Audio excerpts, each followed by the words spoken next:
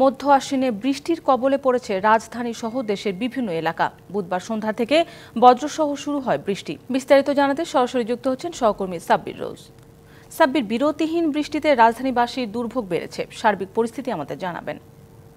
আমি আছি রাজধানীর মহাখালী রেল ক্রসিং এর যে মোড়টা রয়েছে, এখানে আমরা আসার পরে যেটা দেখেছি যে এবং ট্রাফিক পুলিশের সাথে কথা বলেছি, সাধারণের সাথে কথা বলেছি, তারা যেটা বলেছে যে সকাল থেকে আজকে বেশ গাড়ির চাপ রয়েছে। আপনি জানেন আজকে সপ্তাহে বৃহস্পতিবার, তো আজকে স্বাভাবিক চাপ একটু বেশি থাকে এবং বৃষ্টির কারণে সেটি আরও বাড়তি ভোগান্তির তৈরি করেছে। এবং এখানে চার রাস্তার যে একটি মিলন কেন্দ্র, সেখানে আমরা দাঁড়িয়ে আছি। সেখানে দীর্ঘ যানজটের সৃষ্টি হচ্ছে। প্রত্যেক 5 মিনিট 7 মিনিট পর একটা সিগন্যাল আসলেও ব্যাপক চাপ রয়েছে, ব্যক্তিগত গাড়ির চাপ রয়েছে, গণপরিবহনের। এবং আমরা ট্রাফিক পুলিশের সাথে যে কথা বলে জেনেছি যে তারা এমনিই এখন ট্রাফিক সামলানোর কাজে হিমশিম অবস্থা, তারপরে এসে বৃষ্টিতে বাড়তি ভোগান্তির একটা ব্যাপার হয়ে দাঁড়িয়েছে। এবং এখন অফিস আওয়ার হওয়ার কারণে আমরা দেখলাম মানুষ পায়ে হেঁটেও যাতায়াত করছে এই যানজটের কারণে। তবে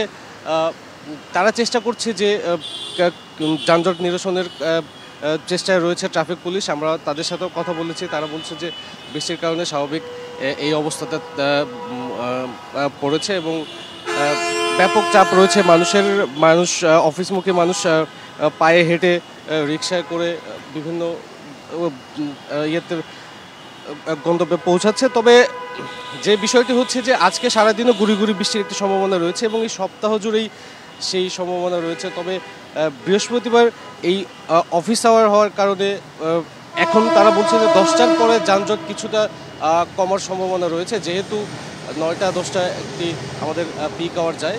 ট্রাফিক পুলিশ এবং জনসাধারণের সাথে আমরা কথা বলে আপাতত এই জেনেছি। শান্তা। সাব্বির, আপনাকে ধন্যবাদ।